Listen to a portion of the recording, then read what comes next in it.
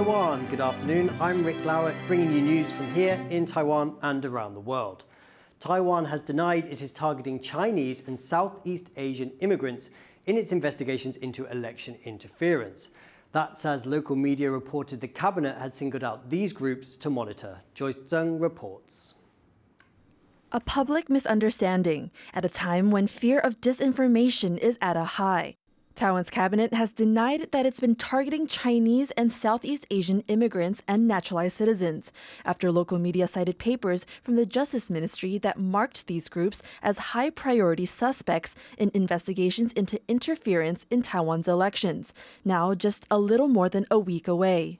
它主要是为了说明中国介选的手段及样态，目的是要提醒国人多加注意，并没有针对特定族群的意思。 Many of Taiwan's so-called new immigrants are naturalized through marriage to Taiwanese citizens, with the biggest group coming from China. Though this group only make up a tiny fraction of the population, some will be able to vote in Taiwan's presidential and legislative elections on January 13th. The highly anticipated ballot has been subject to foreign interference, particularly from China, whose government rejects Taiwan's sovereignty. This year, the information disputes by these troll accounts are more convincing and more aggressive. With many people on high alert, analysts say the cabinet and Justice Ministry's ethnically charged snafu could damage public confidence. 我们现在在讲所谓的新住民，那很明显的就是针对着陆配。当然事后亡羊补牢是没有错啦，哈，就是说也许他正式对外里面就没有公布出去，但是都有人听到了啦。 With the heavy task of protecting its elections from foreign interference, Taiwan will need to manage such accusations of discrimination, as its democracy rests on all eligible voters, no matter where they were born. Howard Zhang and Joyce Zhen for TaiwanPlus. Taiwan is now investigating nearly 100 local politicians over visits to China that could violate election laws.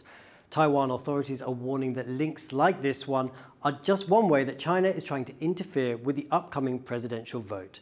As part of our China Factor series, I look at how this issue is splitting society.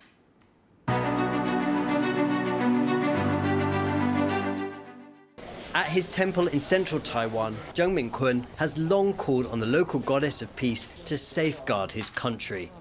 He's a religious leader here in Taiwan, but is also friendly with the Communist Party ruling neighbouring China, which claims Taiwan as part of its sovereign territory and threatens to take by force.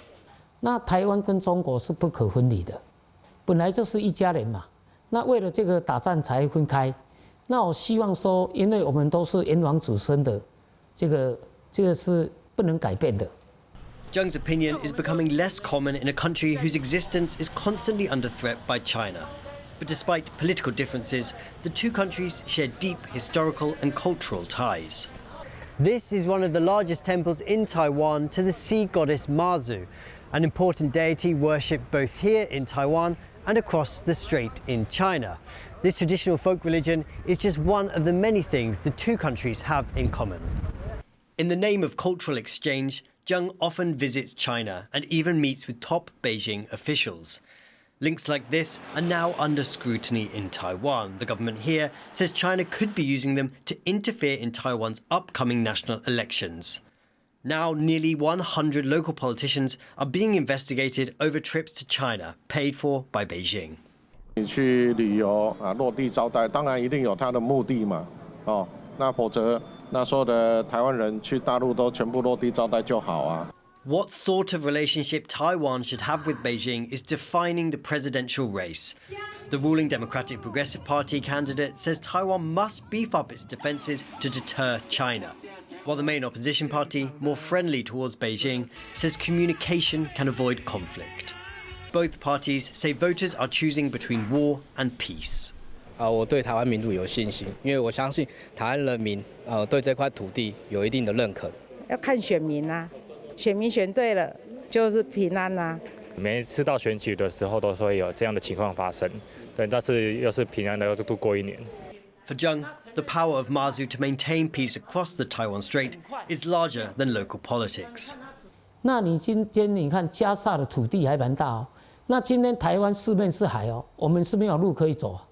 那今天我们不是怕战，我们是要可以大家坐下来稳定好好的谈。他们会看到台湾就是真正的这么民主、这么自由，哦，这个叫互相的学习。The risk of war with China has hovered over Taiwan for decades. For many here, it has become a part of everyday life.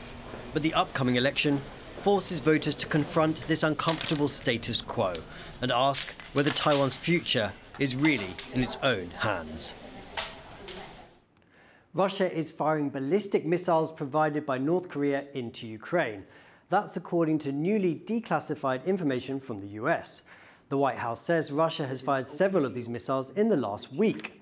Washington called the development a concerning escalation of Pyongyang's support for Moscow. North Korea has previously denied sending weapons to Russia. The information came just hours before footage was released of North Korean leader Kim Jong-un visiting a missile factory with his daughter. The Islamic State group has claimed responsibility for 2 bomb attacks in southern Iran. 84 people were killed and hundreds more wounded at a ceremony to honor a slain general. It's the worst attack the country has seen since the 1979 Islamic Revolution. The Islamic State released an image of 2 masked men who it said were responsible for planting the bombs. Some Iranian leaders earlier blamed Israel and the US for the attack and vowed revenge on those responsible. The US has denied involvement and says the blast was similar to previous Islamic State attacks. 3 Taiwanese military officers have been indicted after allegedly falsifying intelligence for financial gain. Officers from the Military Intelligence Bureau are accused of forging documents to swindle performance bonuses totaling more than $500,000 US. They have been charged for forgery and money laundering. Prosecutors say they have not ruled out further action against the accused. 部分赃款并透过不知情的他人账户洗钱，后续法院审理时，若有必要，将请求法院从重量刑，以正军纪。 New technology is weaponizing information in modern warfare. Jaime Ocon explains how Taiwan can use data to defend itself in the event of a conflict.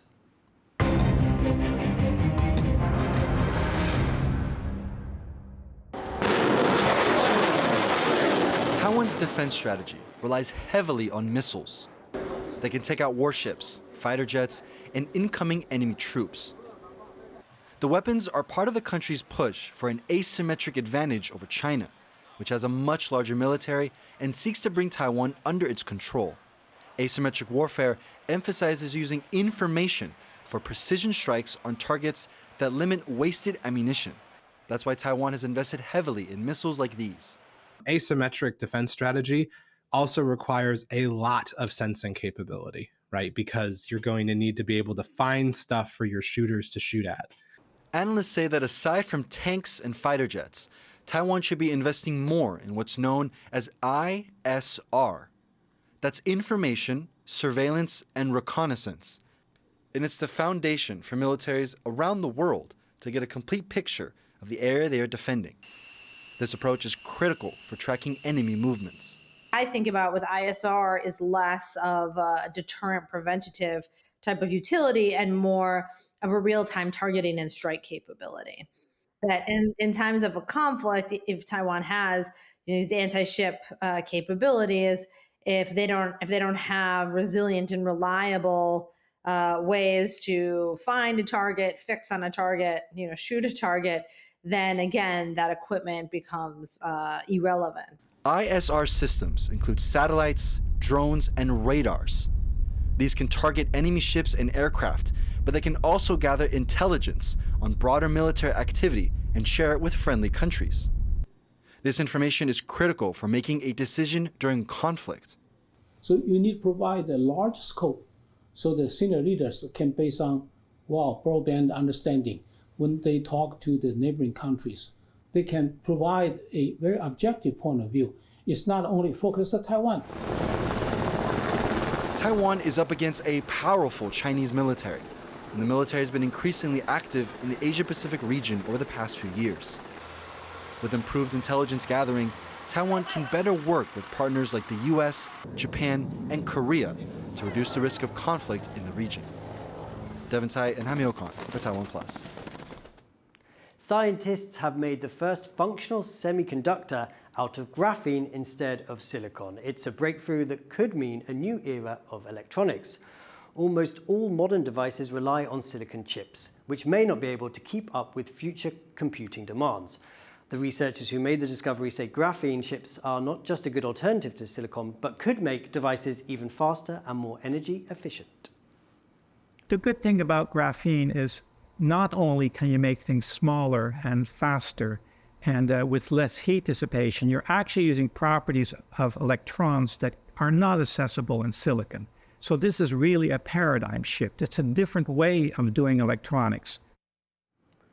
Opponents to a new deal to bring Indian migrant workers into Taiwan have petitioned the government. 不是针对任何的特定国家，我们希望政府它可以优先解决台湾内部的问题之后，我们再来开放新的移工来源国。希望政府它可以正视这些台湾民众的小小的声音。The group garnered 300 signatures. They say more migrant workers will force wages in Taiwan to stagnate. There are currently more than 700,000 migrant workers in Taiwan. They mostly come from Southeast Asian countries like Indonesia, Vietnam, and the Philippines. They work in blue-collar jobs. Many face abusive work conditions. A recent survey shows 86% of foreign students in Taiwan are willing to stay and work in the country after they graduate. TaiwanPlus went to learn more from foreign nationals studying at a Taipei university. Yvonne Yang has this story.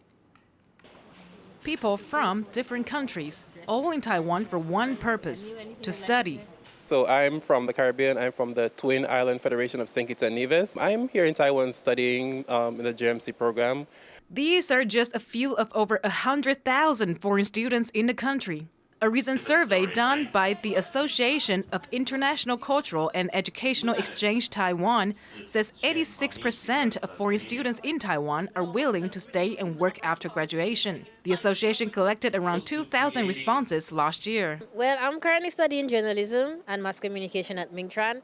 I'm thinking about staying to work and maybe network for some while because I do want to stay in the journalism industry. I do want to stay in the news broadcasting or the investigative journalist aspect of it. So I think I will stay. Like Taiwan has some great places, some great companies, some great connections. According to the survey, nearly 22% of respondents hope to find employment in a specific field, while a similar number just want to find a job quickly. Because Taiwan offers a lot of opportunities. Like while you're in school, companies literally come and recruit you. They see your potential, they see what you can become, and they actually believe in you and basically gives you incentives to stay, which is very attractive to us who are from small developing countries. We basically have a chance to actually build a solid career in an international country. Taiwan approved a plan in 2023 to attract more international talent by recruiting foreign students. It offers scholarships and industry-academia joint programs, while helping students find places to stay. Most people said that they would like to stay and work in Taiwan for long term. We have a great opportunities, like job opportunities, because we do need a lot of international students to help out. Yeah, so I guess that there are many things that we can attract students to come. With this new policy, the government aims to attract 320,000 foreign students by 2030, with 210,000 of them willing to stay and work after graduation. 积极的去整合一些毕业之后的就业机会，我相信这对于说留下这一些优秀的外国学生来讲是相当有帮助的。By offering scholarships, opportunities, and benefits, Taiwan may have the power to compete for foreign talent from around the world. Chris Ma, Sandy Chi, and Yvonne Yang for TaiwanPlus. Thank you for watching What's Up Taiwan. Finally, check out these pictures of the Miffy exhibition happening now in Kaohsiung. The popular cartoon rabbit has had a makeover from more than 100 artists from around the region. I've been Rik Glauert. Take care, and we will see you next time.